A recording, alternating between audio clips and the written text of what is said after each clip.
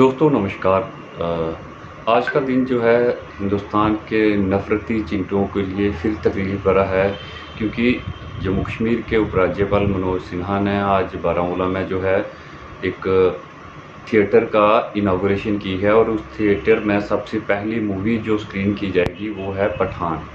जी हाँ, बिल्कुल पठान। पठान वही मूवी है जो इस साल के शुरुआत में सुर्खियों में रही।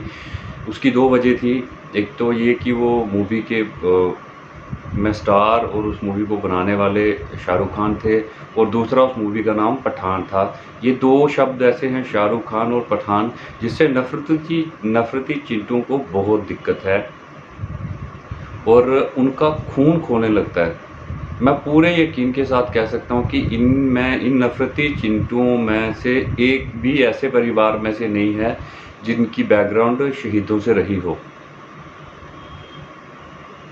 जनवरी 2023 में जब ये फ़िल्म चर्चा में आई, कुछ थिएटर्स पे अटैक हुए और इस फ़िल्म ने रिकॉर्ड कमाई की, चाहे वो अब्रॉड हो चाहे वो डोमेस्टिक हो। कुल मिला के 430 करोड़ से ऊपर इस फ़िल्म ने पैसे कमाए।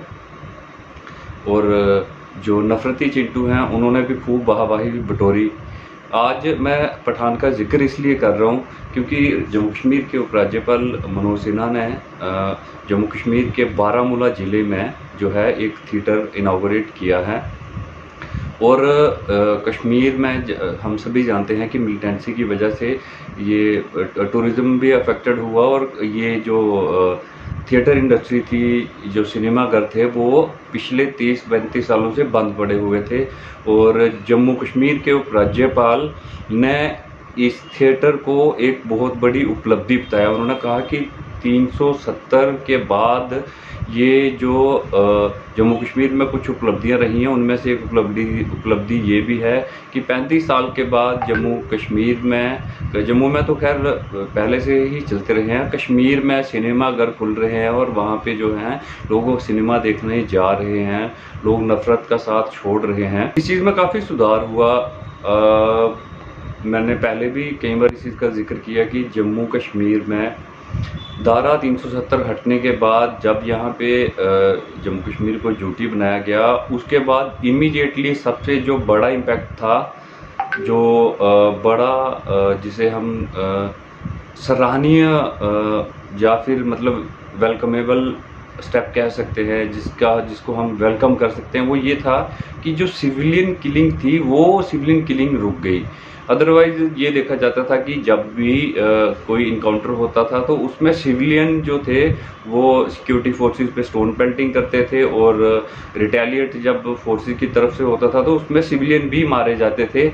ये सबसे बड़ी उपलब्धि थी कि सिविलियन किलिंग जो कश्मीर में, चाहे वो डंडे से रुकी, चाहे वो प्यार से रुकी, जैसे भी रुकी, आम लोगों के घरों में मातम जो 2019 से पहले हुआ करता था वो बंद है। ये अपने आप में कश्मीर के लिए बहुत बड़ी उपलब्धि है, जिसे कोई भी नकार नहीं सकता।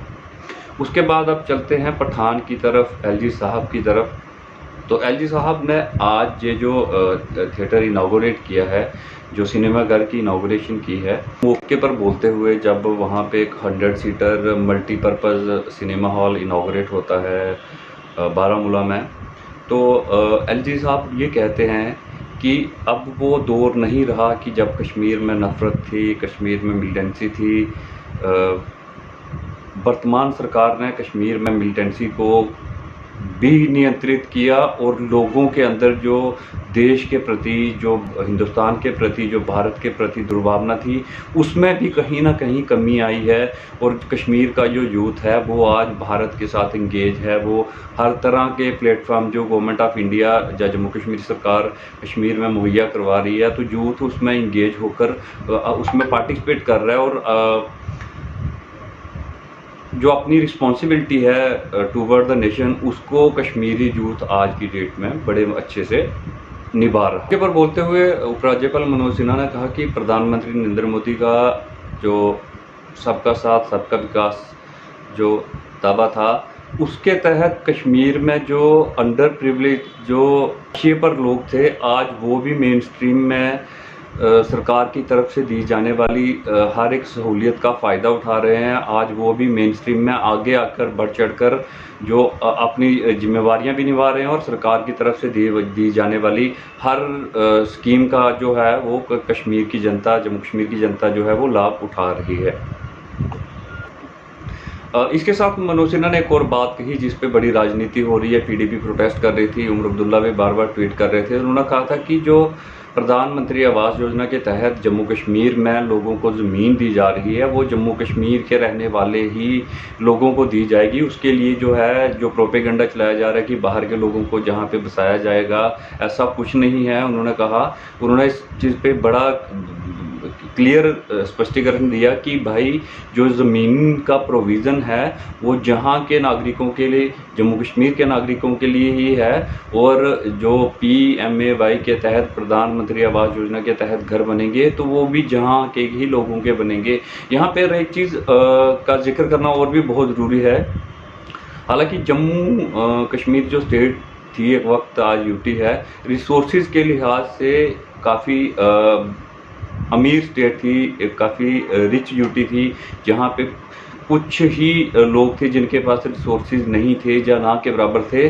तो सरकार की ये जो स्कीम है, इसके बाद हर उस इंसान को लाभ मिलेगा जिसके जो भूमिहीन था, जिसके पास किसी वजह से ज़मीन नहीं थी।